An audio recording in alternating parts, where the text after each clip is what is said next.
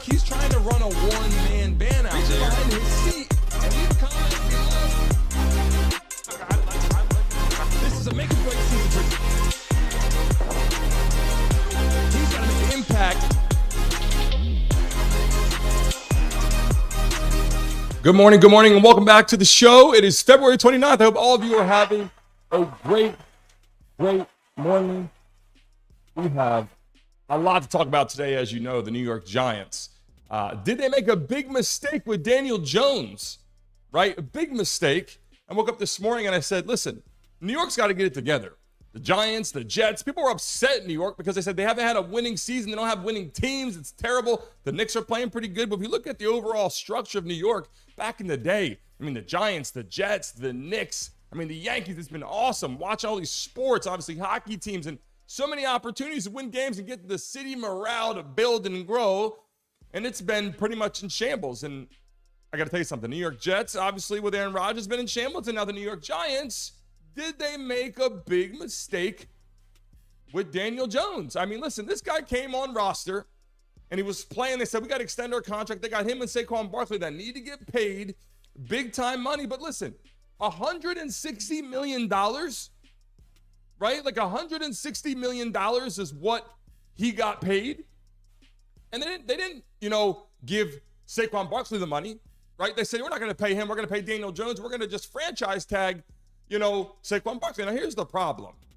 Instead of getting them both some dollar signs, making something happy, making something build, they're showing Saquon some love, they X'd out Saquon Barkley. Howard, what did they do to Saquon? They just put an X on this man. And the problem is, he does not get paid, and now he's in the free agency list, right? People are like, okay, who's going to pick up Saquon Barkley? What are we doing with Daniel Jones? Is he going to change our program around? Is this going to work out? Can Daniel Jones lead the New York Giants to wins? And if you lose your running back in Saquon Barkley, you can pick up somebody else. You can pick up another little running back to come in and make some plays. Saquon Barkley was injury prone, but he's a good player. Last year, he played it good again. Every season, he seems to now collectively get better. But did they make a big mistake with Daniel Jones? That's the question. Giving him $160 million? Right, that's the big conversation right now for coming into this season, because now he's there, right? He could potentially get his coach fired if he doesn't ball out this season because he vouched for him.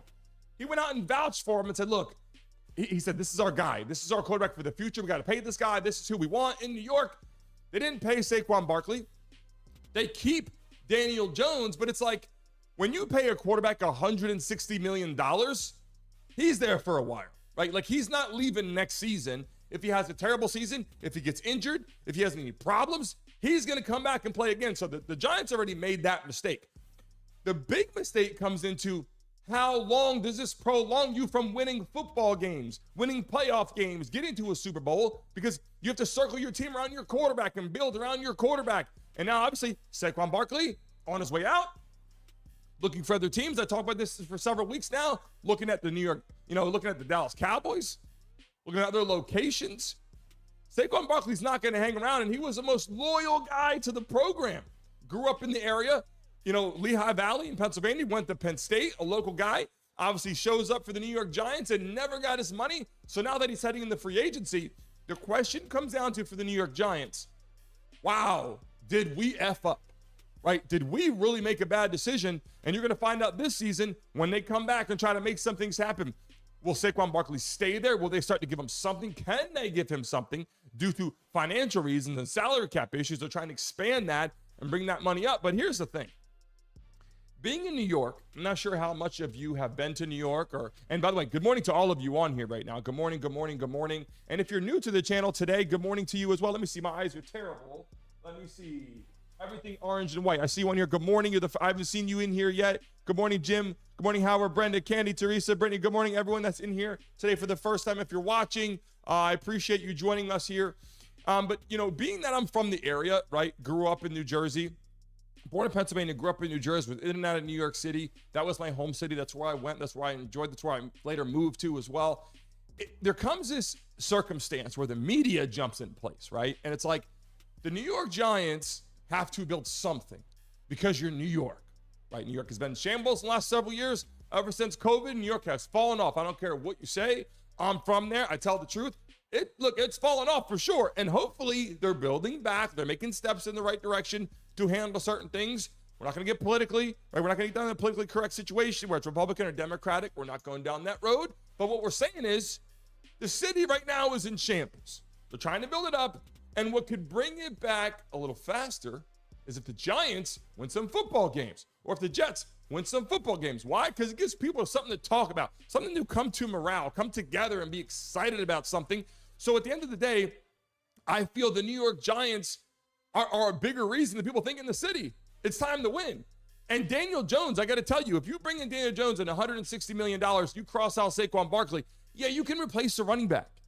But this is a loyal guy on your football team, someone who would love to stay around, stick around for a while, be one of your great players in the history of the franchise, and you gave a guy $160 million. And quite frankly, the reason why they did was because they had really no one else to pay. It was like, who do we get right now to come in and play? They couldn't find a quarterback.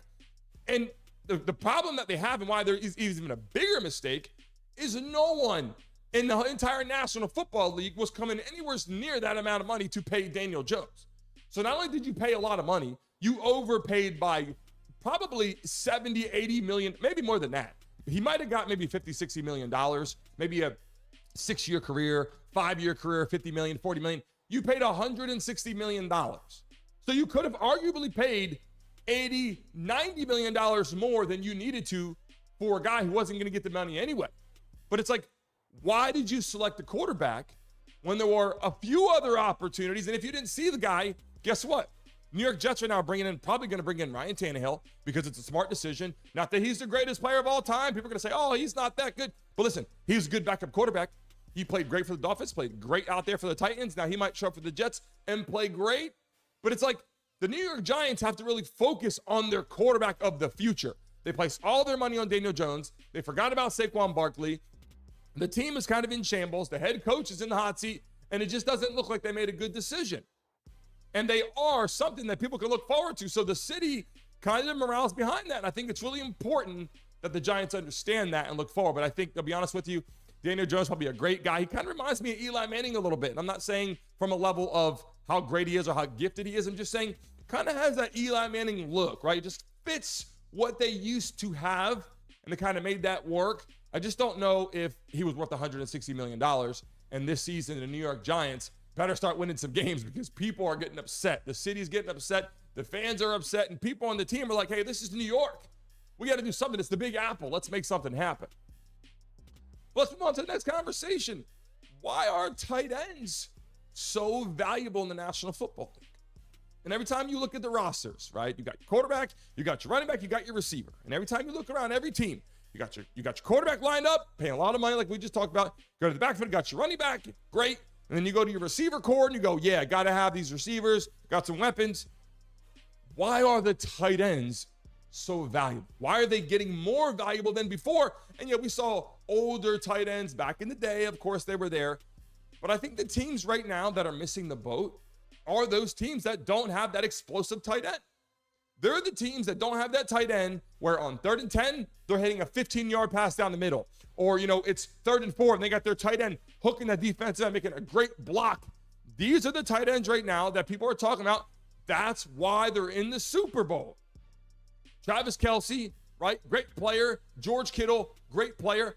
These are two players in the National Football League that brought their teams to the Super Bowl. Literally, without these two players, they wouldn't be there, right? And you can say that about some other positions. Travis Kelce obviously wore the team on his back as well, just like Patrick Mahomes.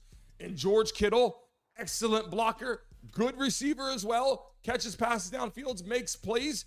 But here's what I got to say.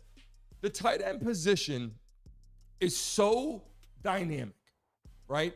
Back in the day, they had these beast tight ends where they were tough, they were big, and they can block, and that's great. In the modern day football, and like I said, we had guys like Tony Gonzalez, we can go on about other players that were there before, but in the modern day era, when you get to the Gronkowskis of the world, the Travis Kelce's of the world, the George Kittles of the world, now even Ferguson with the Cowboys showed how explosive he is too. But I'm just saying, the tight ends in the NFL right now are so much more valuable because you can create mismatches, right? Like your tight ends, a lot of times are guarded by linebackers, by strong safeties. It's very, and in the zone, obviously in the zone coverage, you got linebackers coming in the zone reads, and they come right behind the linebackers in the center of the field, and they're wide open all the time. But you got to have someone that's explosive, someone that could run a fast 40 times, someone that could jump and catch passes, right? And then the flip side is, can he block? I would spend, if I'm a GM, I'm a head coach, I'm an NFL owner, I'm spending money on a tight end that is dynamic. I'm putting a lot of money into this position. Whether it's, you got your quarterback, your running back, your receiver, I got to tell you, I hate to say it, I love the running back position. I played running back my whole life, and I'm not knocking the running back position. You can find running backs all the time, right? You might find your overly elite running back. You might not find the number one running back in National Football League all the time, but you can find running backs that can run the ball, that can break tackles, that have speed. You're not going to find Christian McCaffrey every day. I get it. You might not find Saquon Barkley every day. I understand that. But you will find your prototype running backs in college football. They usually have 2, sometimes 3 great running backs. How many of them have a fantastic tight end? How many of them have a fantastic quarterback, right? That's the hardest part if you ask me right now. Those 2 positions are so dynamic. Receivers coming in, yeah. Marvin Harrison coming from, into the league this year. He'll be coming to NFL draft. Yeah, very hard to find someone like him. Ohio State, one of the best. Yeah, I understand that. But you can find receivers also. You can find plenty of other receivers also. Little guys, you got your Wes Welkers of the world, right? You got these little receivers you could dump the ball to. Are they all going to be CeeDee Lamb? No, but they make plays. Tight ends is the position now. When you look around all college football, there's some blocking tight ends. There's some receiving tight ends. How many of them can block in the National Football League and then also catch passes in the National Football League? And that's why these 2 players right here are so expensive, so dynamic, and that's why they win football games, and that's why they're in the playoffs, and that's why they're in the Super Bowl. And Travis Kelce proves that he is, quote unquote, right now the best tight end in football. And arguably, as he moves forward, if he wins another Super Bowl, he's going to go down as the best tight end in the history, right? A lot of people say Gronkowski, and you can go back a little bit, right, and name some other players. If he wins another Super Bowl, he will be the best tight end in the history of the NFL. Let's move on to another question. Will the Chiefs win another Super Bowl since we're talking about that? Will they win a Super Bowl? No team in history has ever won 3 Super Bowls in a row. Can the Chiefs pull that off? They're going to need everything they had last year and more, right? Obviously, last season, they came to the picture with Patrick Mahomes, Andy Reid, Travis Kelce. They did not have a receiver. They had, Pacheco in the backfield. He even caught some passes. They need to pick up a receiver this offseason. The Chiefs really need to pick up a star receiver in the offseason. Yeah, people like, Tom Brady, they had a couple players here and there. Like I said, like the Wes Welkers of the world, that worked out. They need to pick up a receiver, a big body guy. If they pick up a guy like Mike Evans, they're winning another Super Bowl. I promise you right now, if the Kansas City Chiefs pick up a receiver like Mike Evans with the Buccaneers, they're trying to figure out his contract, if they bring him back or not. If they go grab a guy like Mike Evans and pay for him, Chiefs are going to win another Super Bowl. I'm telling you right now, it's easy. If Andy Reid comes back, Patrick Mahomes, Travis Kelce comes back, they got Pacheco there still. Their defense is great. They're making some changes. They need a receiver. And that's the answer. The Chiefs will win another Super Bowl. Write that down. Next year, the first team in the history in the NFL to win 3 Super Bowls in a row. It will happen if they get another receiver, whether it's an NFL draft, whether it's a trade or like a little veteran guy you bring on for a 2-3 year deal, probably even a 1-year deal. Odell Beckham is not the choice. He keeps floating around different teams, and I'm not saying he's not a good receiver, or he's not someone that people like, or he can't play well, but he's just, he's a routine guy now, right? Like you put him in, he's not your number 1 or even a number 2 receiver at this point. He's like a number 3 receiver, maybe a little slot guy, catch some passes, just not the guy for that job. The Chiefs need to go out and pick up a receiver, like I said, in the draft, young, fresh legs, or grab someone over for a couple years that can put, so Patrick Mahomes could go back. He's got a couple people, right? He can hit that receiver. He can go to Pacheco in the backfield. He's got Travis Kelce. They have a great team. I promise you right now, if they pick up another receiver talent, someone who's pretty good and gifted, the Chiefs are going to find themselves again back in another Super Bowl. But listen, this was interesting. This was brought up yesterday. I'm not sure if you guys know this, and if you follow sports, I appreciate everybody here again. You can comment and bullshit with me, and if you have any questions, I'll answer and periodically go in here again as we move forward and expand the network. I like talking to people on here. It's great to communicate live with you during the live. You can also call in anytime. I don't mention that enough, but you can call in anytime. We're expanding our phone line system here where you can call in. I'll have the number in there and you can call and mention. Now, Howard, put that in there just in case someone does want to call in. Put the link in there so they can do and use the ID number. But next week, you'll be able to call in with just a number with no ID, which will make life easier for you. But listen, best and worst NFL teams, okay, by the grade reports. I'm not sure if you know this happens, okay, and this is kind of something that's interesting. This is what goes on at the end of the season.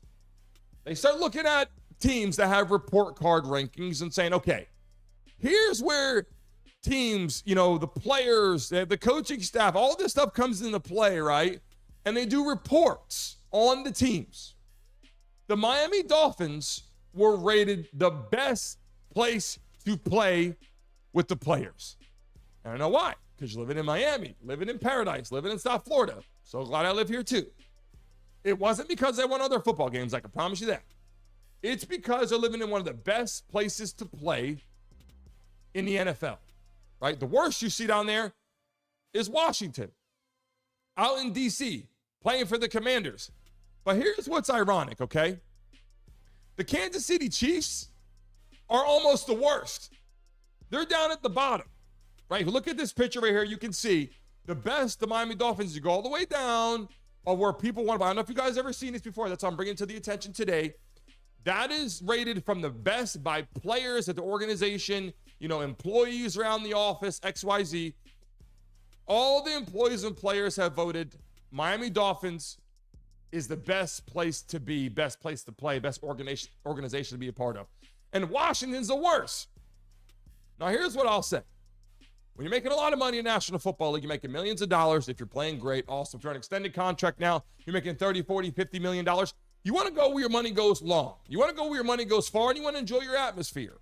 If you're playing in a bad place, bad conditions, it's snowing, but you're rich as hell and you're enjoying it, you can skate by, taxes come to play. If you're playing in California and you're playing for the 49ers, if you're playing for the Los Angeles Chargers, if you're playing for, you know, a team out there, the problem you have is, let me tell you something. You're taxed heavily, right? Your game check, you're like, oh shit, I'm losing a lot of money. Where can I go to keep my money? Wow, that's interesting. The Miami Dolphins are number one where there's no state income tax, right? So you're making money for the Miami Dolphins. You don't even have state income tax in Miami. All these other places, they're not waking up in beautiful sunshine every single day, right? They're not waking up around the clock with beautiful sunshine and beaches and fun atmosphere, and the stadium's new, the Hard Rock, it's wonderful, and then you have no state income tax. That's why the Miami Dolphins is the best place to play right now in the country, in the National Football League, because you get everything you want in a nutshell. And then you also get paid, right? And then you get paid. And it's interesting. The Kansas City Chiefs win a Super Bowl back to back and probably are going to extend for another Super Bowl. And they're at the bottom totem pole by play. Listen, these are players doing reports, employees doing reports, right? This isn't some made up fairy tale conversation where people outside the box. These are people in staff. These are people they're operating that are voting on their report cards, on their coaches and everything. And the Chiefs are at the bottom of the barrel in that conversation, which is very interesting. But let's move on to something kind of interesting that people have been talking about in the media and that people should be kind of talking about. Lamar Jackson and Patrick Mahomes. How do they match up? How do they compare? How do you compare these two quarterbacks?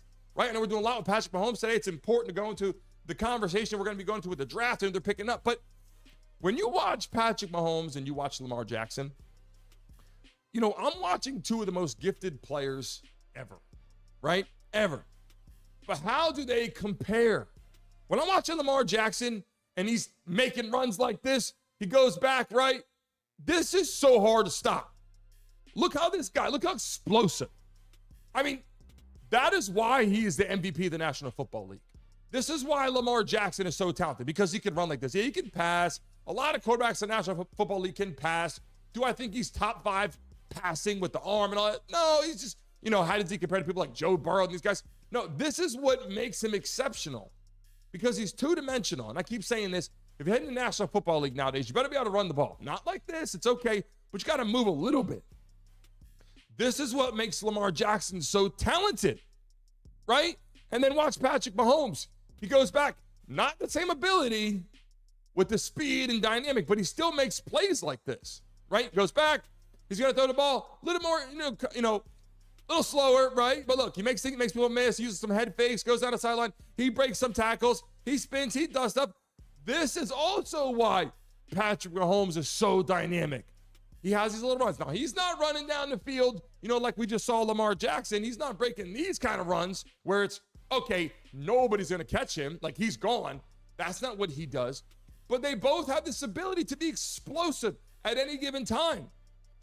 But the conversation is, how do they compare? How do I look at Lamar Jackson? How do I look at Patrick Mahomes? When I'm watching Lamar Jackson, I'm watching someone who is an MVP, who goes back, he's throwing the pass, he's making connection to his, his receivers, he's running the offense, he's the leader of his team. He seems to be a great quality guy. In the offseason, he's getting his contract set up, doesn't have an agent, a lot like Caleb Williams is doing right now, going to the NFL draft with no agent. But here's the thing. He's someone who it's so hard to bet against, right? Because he's so gifted and so talented. How do they compare? Patrick Mahomes does not have the ability to run like him, but the passing, when you run the offense, you got to be able to pass the ball. And when I'm watching Lamar Jackson, I don't see someone that has the ability like Patrick Mahomes to always win. It's like, this is a guy who you just can't bet against him at all. Like, you just can't bet against him at all. If I'm watching Lamar Jackson against everybody else, I'm like, okay, Lamar Jackson's a beast. He's a beast on the field, one of the best ever to play the game. He's so athletic. But when it comes to Patrick Mahomes, and that's why you kind of stumble in this conversation. I stumble. I go, what is the difference? They both can run. They both can pass. The major difference is Patrick Mahomes can win any football game at any given time against all odds, and you saw it in the Super Bowl this season against the 49ers. Clearly getting beat. Halftime, it's like, okay, Chiefs got to make some big-time decisions, and they still need to get another receiver, and they're still not going to win, but he just finds ways to always win. And this isn't, this little head fake he does here, someone in high school can stop this run. He's not moving that fast. Like, when you're watching, he's not running. Look, this isn't fast. He's just doing things that people are like, what the hell, and how on earth is he even pulling this off? It's just one of these things, God-given talent, and he's just got this strong pull. He doesn't have any big-time receivers or nothing. He's just making plays, making things happen. And every time I look at these two people and look at the picture, it's like I literally stumble every single time I try to explain the difference. And people can say, oh, my God, yeah, but he's the GOAT. Patrick Mahomes is the GOAT. Yeah, I understand that. But when you look at the two, let's say you take Lamar Jackson, you put him on the Kansas City Chiefs and let him play for the Chiefs. The question is, do they win that game against the 49ers? Like, that's the difference. Would Lamar Jackson win the game against the 49ers in the Super Bowl? And my answer to you is probably not. He's gifted. He can run over the field. But is he making those little plays that matter? Is he running on the field, be like, look, we got this. We're going to win this game 100%. Like, he gives you that Tom Brady feeling. And that's why people are like, he doesn't have the passing yards yet to pass Tom Brady. The touchdown passes, he doesn't have all those things. The accolades, he's got some MVPs. Obviously, he's got some Super Bowls now. Not Tom Brady Super Bowls, but he's getting closer and closer. But that's why he's the GOAT, because he just, when you watch him on the field, you just can't bet against him. All bets are against him. Doesn't matter. He's going to lose. I don't think so. Like, that's just how it goes. So Lamar Jackson, phenomenal. He's missing out one little piece of the pie where it's like, just can't bet against them. And that is what Patrick Mahomes does. Moving on to today, to the quote of the day. We have it right here for you. The best view comes after the hardest climb. What does that mean? The hardest climb, you get up there to the top of that mountain, you climb, and you have the best view, right? You get to the top of that mountain, you're looking down over the rolling hills, you're looking at the beautiful view. That is where the best views come from, after the hardest climb. And you got to compare that to anything you're doing right now in your world. Waking up, I know a lot of people, and I know some people that pop in every day. I know one person in particular, and I won't call it out, went through a lot of struggles, went through an accident, went through a car accident, and was on the field, had to climb, had to get to the field to get help, had to get to the road and get help. She's in here in the chat all the time. And you know what? She had a hard climb. She still has a hard climb. But let me tell you something. The best view comes after the hardest climb. You see things in your world open up a lot different than they were before. You see people looking out for you. You see people that are on your team. You see people that, the morale grows, and you just keep being a good individual, great person. But let me tell you something. It is so true. It is so true. Everything you're building in a life that's new, the best view comes after the hardest climb. You get to the top of that mountain, the views are phenomenal. And that's what all of us right now are looking to do in our lives. I hope everyone that's watching this program right now for the first time, I appreciate you. Hit the like button and subscribe. I know people come in and out of the chat there. Some people come in and out of the live. Thank you for joining us. But I will see you tomorrow, bright and early at 10 a.m. I believe we do have a live guest, an MMA fighter, Howard H.G. Davis. Look him up for Bare Knuckle. He should be coming up with us live and talking tomorrow morning, conversing back and forth. I thank all of you for watching the program for today, and I will see you tomorrow, bright and early. Until next time.